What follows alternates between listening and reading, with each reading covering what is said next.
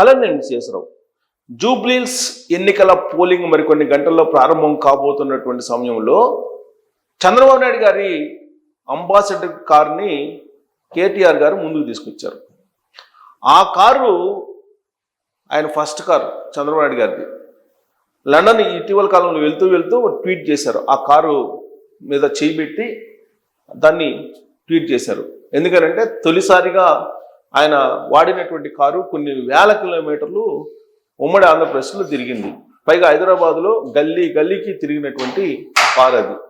అందుకే ఇటీవల వరకు కూడా హైదరాబాద్ ఎన్టీఆర్ ట్రస్ట్లో ఉన్నటువంటి ఈ కార్ని ఇటీవల మంగళగిరి తీసుకెళ్లారు. మంగళగిరి పార్టీ ఆఫీస్లో ఉంచారు. ఆయన లండన్ వెళ్ళేటువంటి సమయంలో రివ్యూ మీటింగ్ అయిపోయిన తర్వాత తెలుగుదేశం పార్టీ ఆఫీస్ నుంచి ఆ పక్కనే ఆ కారు కనిపించగానే ఆ కారు తోటి ఒక ఫోటో దిగి దాన్ని ట్వీట్ చేయడం జరిగింది. అది బాగా వైరల్ అవుతుంది గత వారం రోజుల నుంచి కూడా. అయితే ఇప్పుడు జూబ్లీహిల్స్ ఉప ఎన్నికలకి ముడిపెట్టి బీఆర్ఎస్ పార్టీ వాళ్ళు ఈ కారు గుర్తుకి చంద్రబాబు నాయుడు గారు సపోర్ట్ చేయమన్నారు అని చెప్పి ఒక ప్రచారాన్ని మొదలుపెట్టారు. దానికి ఒక ప్రముఖ ఛానలు, ఒక ప్రముఖ యాంకరు, ఈయన యాంకర్ అడిగినట్టే అడగడం, కేటీఆర్ గారు తెలుగుదేశం పార్టీ ఓటర్స్ మాకే ఉంటారని చెప్పి ఈయన చెప్పుకోవడం, ఇవన్నీ కనుక చూస్తుంటే ఓటమి రాగాలు వినిపిస్తూ ఉన్నాయా అనేటువంటి ఒక చర్చ ఇప్పుడు నెట్జనుల్లో బాగా వినిపిస్తుంది.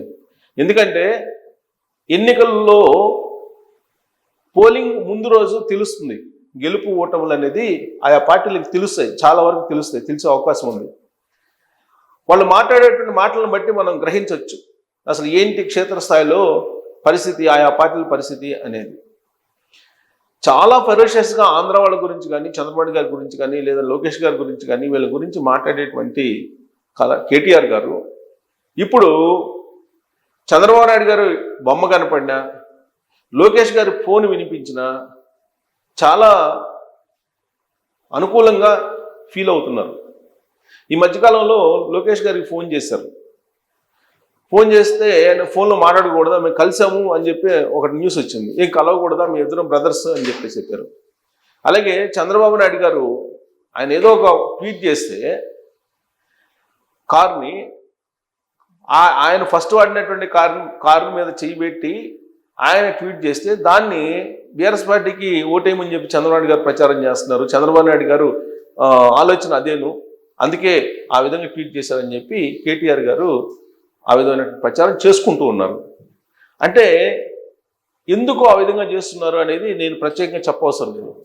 అది కూడా ప్రముఖ ఛానల్లో దాన్ని ఒక పెద్ద ప్లాస్మాలో డిస్ప్లే చేసి వాళ్ళు ప్రచారం చేసుకున్నారు అని అంటే ఓటమి అంచుల్లో ఉన్నప్పుడే ఇలాంటి ఆలోచనలు వస్తాయి అనేది సర్వసాధారణంగా భావిస్తాం ఎవరైనా సరే. ఎందుకనంటే నేను 2023 అసెంబ్లీ ఎన్నికల సందర్భంగా కేటీఆర్ గారు కొన్ని యూట్యూబ్ ఛానల్స్ దగ్గరికి వెళ్ళి ఇన్ఫ్లుయెన్సర్స్ అని చెప్పేసి భావించి ఆయన వాళ్ళకి ఎదురు డబ్బులు ఇచ్చి ఇంటర్వ్యూ చేయించుకున్నారు అనేది అప్పట్లో వినిపించింది.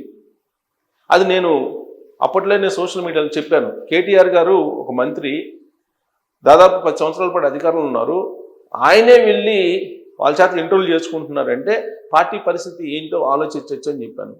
సో ఇప్పుడు సేమ్ చంద్రబాబు నాయుడు గారు తన కార్ని ఫస్ట్ తన రాజకీయాల్లో తొలి రోజుల్లో వాడినటువంటి కార్ని ఆయన ఏదో దాన్ని ఒక అద్భుతంగా దాన్ని పరిగణిస్తూ ఆయన ట్వీట్ చేస్తే ఇప్పుడు వారం క్రితం ఇప్పుడు దాన్ని తీసుకొచ్చి అనుకూలంగా ప్రచారం చేసుకుంటున్నారంటే దాని అర్థం ఏంటి? పైగా చంద్రబాబు నాయుడు గారు అరెస్ట్ని నేనేమి తప్పుపట్టలేదని చెప్పి ఇప్పుడు చెప్తున్నారు ఆయన అదే ఇంటర్వ్యూలో. ఎందుకంటే నేనైతే ఇంటర్వ్యూ చూడలేదు, బట్ కొన్ని బిట్స్ వచ్చాయి, కొన్ని బిట్స్ కట్ చేసి పంపించారు. ఆ బిట్స్ని చూస్తే అర్థమవుతుంది. చంద్రబాబు నాయుడు గారిని అరెస్ట్ చేసిన రోజు ఈయన ఏదో ఒక షోకి వెళ్ళారట. ఆ షో గురించి నేను చెప్పాను, ఆ షో అద్భుతం బ్రో అని చెప్పి. కానీ దాన్ని చంద్రబాబు గారు అరెస్ట్కి ముడిపెట్టి సోషల్ మీడియాలో ప్రచారం చేశారు. అది చాలా డ్యామేజ్ అయిందని చెప్పి ఇప్పుడు చెప్తున్నారు ఆయన. మరి జగన్మోహన్ రెడ్డి గారి పేరు ఎందుకు పెట్టారు ఆ రోజున? జగన్మోహన్ రెడ్డి గారికి ఎందుకు ట్యాగ్ చేశారు? మంచి షో చూపించావు బ్రో అని చెప్పేసి. ఇప్పుడు దాన్ని సోషల్ మీడియాలో కావాలని ముడిపెట్టి చేశారు, బట్ నేను ఎప్పుడు చంద్రబాబు నాయుడు గారి అరెస్ట్ని సమర్థించలేదు అని చెప్తున్నారు. మరి ఇక్కడ నిరసనలు వ్యక్తం చేసేటువంటి వాళ్ళని, చంద్రబాబు నాయుడు గారి అరెస్ట్ని నిరసిస్తూ హైదరాబాద్లో నిరసనలు వ్యక్తం చేస్తూ మీటింగులు పెట్టుకునేటువంటి వాళ్ళని అక్కడ పంచాయతీ ఇక్కడ పెట్టొద్దు, మీరు వెళ్ళిపోయింది అక్కడ చేసుకొని పోయింది అని చెప్పి అన్నారా లేదా? అలాగే గచ్చిపల్లి స్టేడియంలో మీటింగ్ పెట్టినప్పుడు కొన్ని రిస్ట్రిక్షన్స్ పెట్టి పొలిటికల్ కాకుండా నాన్ పొలిటికల్ మాట్లాడుకోండి అని చెప్పి చెప్పారా లేదా? సో ఇవన్నీ కూడా తెలుగుదేశం పార్టీ సానుభూతి పరులకు గుర్తుండేటువంటి అంశాలు. వాళ్ళు ప్రశ్నిస్తున్నారు ఇప్పుడు తెలుగుదేశం పార్టీ సానుభూతి పరులు. ప్లస్ ఇంకోటి ఏంటంటే ఎన్టీఆర్ ఘాట్, ఇవాళ ఎన్టీ రామారావు గారిని ప్రశంసిస్తున్నారు. నాకు పేరు పెట్టారు, ఎన్టీ రామారావు గారు పేరు పెట్టారని చెప్పి కేటీఆర్ గారు చెప్తున్నారు. ఇదే కేటీఆర్ గారు ఆర్కే గారికి ఇచ్చిన ఇంటర్వ్యూలో, ఆంధ్రజ్యోతి ఆర్కే గారికి ఇంటర్వ్యూలో ఏం చెప్పారు అనేది ఇప్పుడు ట్రోల్ చేస్తున్నారు సోషల్ మీడియాలో. గతంలో మాదిరిగా కాదు, ఇప్పుడు గతంలో ఏం మాట్లాడారు అనేది కూడా ఆ ఇంటర్వ్యూస్ని కట్ చేసేసి పెడుతున్నారు. ఇప్పుడేం మాట్లాడారు, అప్పుడేం మాట్లాడారు అనేది ఆల్రెడీ అది వాళ్ళు మాట్లాడిన మాటలనే ఇప్పుడు సోషల్ మీడియాలో వైరల్ అవుతున్నాయి. సో కాబట్టి ఇప్పుడు కేటీఆర్ గారు ఏంటి, ఎన్టీ రామారావు గారికి నేను వ్యతిరేకం కాదని చెప్తున్నారు, చంద్రబాబు నాయుడు గారికి వ్యతిరేకం కాదని చెప్తున్నారు, తెలుగుదేశం పార్టీకి వ్యతిరేకం కాదని చెప్తున్నారు. Telugu Desam party nothing but BRS party అని చెప్తున్నారు. ఇప్పుడు తెలుగుదేశం పార్టీలో ఉండేటువంటి వాళ్ళందరూ కూడా బీఆర్ఎస్ పార్టీలోనే ఉన్నారు, ఇంక్లూడింగ్ కేసీఆర్ గారు. కేసీఆర్ గారికి రాజకీయ భిక్ష పెట్టిందే తెలుగుదేశం పార్టీ, ఎన్టీ రామారావు గారు అని చెప్పి చెప్తున్నారు ఇప్పుడు. మరి ఇదే మాట ఒకప్పుడు అంటే అప్పుడేమన్నారు, ఆంధ్రోళ్ళు అన్నారు, తెలంగాణ వ్యతిరేకులు అన్నారు. ఇదే మాట అంటే ఇదే మాట తెలుగుదేశం పార్టీ నుంచి వచ్చిన వాళ్ళు కదా వీళ్ళందరూ అని చెప్పేసి అంటే వీళ్ళంతా ద్రోహులు, తెలంగాణ ద్రోహులు అని చెప్పేసి అన్నారు ఇదే కేటీఆర్ గారు, అలాగే కొంతమంది. మరి ఇప్పుడు వాయిస్ మారిపోయింది. ఎన్టీఆర్ ఘాట్ని తొలగించాలని చెప్పి ప్రయత్నం చేసి ఒక జీవో తీసుకొచ్చే ప్రయత్నం చేశారా లేదా గ్రేటర్ హైదరాబాద్ కార్పొరేషన్లో? మరి అప్పుడు ఎందుకు ఎన్టీఆర్ ఘాట్ని తొలగించాలనుకున్నారు? పోనీ ఎన్టీఆర్ గార్డెన్గా ఉండేటువంటి ఆ ప్రాంతాన్ని ఇప్పుడు మార్చేశారు కదా, సగం వేరే మన స్మృతివనం కింద, అంబేద్కర్ స్మృతివనం కింద మార్చేశారు కదా. దాంతోపాటు హరికృష్ణ గారు చనిపోయినప్పుడు హరికృష్ణ గారి స్మృతివనం కింద 3 ఎకరాల్లో ఎక్కడ కేటాయిస్తామని చెప్పారు. ఎక్కడ కేటాయించారు? హరికృష్ణ గారు చనిపోయినప్పుడు కేటీఆర్ గారు అనౌన్స్ చేశారు 3 ఎకరాలు స్మృతివనం కింద ఘాట్ కింద పెట్టేస్తానని చెప్పారు. మరి ఎక్కడ అది ప్రస్తావన రాలేదే. ఇవన్నీ కూడా ఇప్పుడు గుర్తు చేసుకుంటున్నారు. కాకపోతే జరిగినటువంటి నష్టాన్ని సరిదిద్దుకునేటువంటి ప్రయత్నం కేటీఆర్ గారు చేస్తున్నట్టు కనిపిస్తుంది. రాజకీయాల్లో ఇలాంటిది చేయడం అనేది తప్పుగా భావించాల్సిన అవసరం లేదు. కాకపోతే పరిస్థితులకు అనుగుణంగా అలా చేస్తూ ఉంటారు. జరిగినటువంటి తప్పుని రివ్యూ చేసుకొని దాన్ని సరి చేసుకునే ప్రయత్నం చేస్తూ ఉంటారు. అంటే ఆ తప్పు వల్ల ఎంత నష్టం జరుగుతుంది గ్రౌండ్ లెవెల్లో అనేది గ్రహించారు కేటీఆర్ గారు. దాన్ని సరి చేసుకునే ప్రయత్నం చేస్తున్నారు. కాకపోతే కొన్ని తప్పులకి ప్రాయశ్చిత్తం ఉండదు, అలాగే పరిష్కారాలు కూడా ఉండకపోవచ్చు. ఆ స్థాయిలో తెలుగుదేశం పార్టీ కానీ, తెలుగుదేశం పార్టీ సానుభూతి పనులు కానీ, లేదా కొంత సామాజిక వర్గం ఉంది, ఒక సామాజిక వర్గాన్ని టార్గెట్ చేశారు కల్లగొండ ఫ్యామిలీ అనేటువంటి ఒక అభిప్రాయం ఉంది కమ్మ సమాజ వర్గంలో. మరి అలాంటి అభిప్రాయాన్ని ఇప్పటికిప్పుడు తొలగించగలరా కేటీఆర్ గారు? తొలగించే ప్రయత్నం చేస్తున్నారు, కానీ తొలగించగలరా అనేటటువంటిది ఒక పెద్ద ప్రశ్న. జూబ్లీహిల్స్ ఉప ఎన్నికల్లోనే ఇలా ప్రయత్నం చేస్తున్నారు అని అంటే ఆ రిజల్ట్ ఎలా ఉండబోతుంది అనేది క్లియర్గా అర్థమవుతుంది.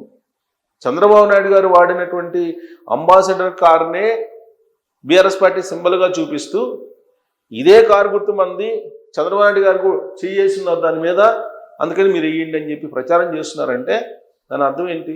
ఏం అర్థం చేసుకోవాలి? గురు శిష్యులు అంటే ఆయన గురువు కాదు, మా గురువు కాదు, ఆయన తెలంగాణ ద్రోహి చంద్రబాబు నాయుడు అని చెప్పి అన్నారు. తెలంగాణకి నాకు తెలిసినంత వరకు దాదాపు 28 సంవత్సరాలు నేను ఉన్నాను జర్నలిజంలో. ప్రత్యేక తెలంగాణ రావడానికి చంద్రబాబు నాయుడు గారు లెటర్ ఇచ్చారు, 2 సార్లు ఇచ్చారు. ఆయన లెటర్ ఇవ్వకపోతే తెలంగాణ రాష్ట్రం పరిస్థితి ఏంటి అనేది అందరికీ తెలుసు. ఆ రోజు ఉన్న పరిస్థితుల్లో చంద్రబాబు నాయుడు గారు లెటర్ ఇచ్చారు కాబట్టి తెలంగాణ వస్తుందని చెప్పి 2009 ఎన్నికల్లో మహాకూటమి కింద బీఆర్ఎస్ పార్టీ, తెలుగుదేశం పార్టీ, కమ్యూనిస్టులు వీళ్ళందరూ కూడా పోటీ చేశారు కదా. అంటే తెలంగాణ రాష్ట్రానికి చంద్రబాబు నాయుడు గారు అనుకూలమేనని చెప్పారు కదా. సో చంద్రబాబు నాయుడు గారు ఎప్పుడు కూడా తెలంగాణ రాష్ట్రానికి అన్యాయం జరగాలని, లేకపోతే ఇంకో రాష్ట్రానికి అన్యాయం జరగాలని చెప్పి అనుకునేటువంటి మనస్తత్వం కాదు. ఆయన ఎప్పుడు చెప్తున్నారు, 2 కళ్ళ సిద్ధాంతం నాది, నాకు 2 రాష్ట్రాలు ఇంపార్టెంట్, నాకు 2 కళ్ళు, ఏ కన్నుని తీసుకుంటామని అంటే ఏం చెప్పమంటారని చెప్పి అనేక సందర్భాలు ఆయన బాధపడ్డారు. పైగా రాష్ట్రాన్ని విడగొట్టేటప్పుడు టెంకాయ మాదిరిగా శీర్షకం విభజించండి అని చెప్పారు. కానీ విభజన చట్టంలో ఏం జరిగింది, ఇవాళకి కూడా తెలంగాణలో 9-10 షెడ్యూల్లో ఉండేటువంటి ఆంధ్ర ఆస్తులు దాదాపు 2 లక్షల కోట్ల విలువైన ఆస్తులు ఉన్నాయి. మరి ఇవన్నీ ఇక్కడ ఉన్నటువంటి స్థానికేతరులు ఆలోచించరా, తెలీదా? వాళ్ళందరూ తటస్థ ఓటర్లు. ఎందుకంటే 2023 ఎన్నికల్లో బీఆర్ఎస్ పార్టీకి సపోర్ట్ చేసినటువంటి వాళ్ళు చాలామంది తటస్థ ఓటర్లు. ఇప్పుడు వాళ్ళు ఆలోచిస్తూ ఉన్నారు అసలు ఏం జరిగింది అనేది. సో కాబట్టి క్షేత్రస్థాయిలో ఉన్న పరిస్థితుల్ని గ్రహించినటువంటి కేటీఆర్ గారు బహుశా చంద్రబాబు గారి అంబాసిడర్ కార్ తోటి చివరి ప్రయత్నం చేస్తున్నట్టు కనిపిస్తుంది. మరి ఇది వర్కౌట్ అవుతుందా అనే దాని మీద మీరు కామెంట్ చేయొచ్చు. Thank you.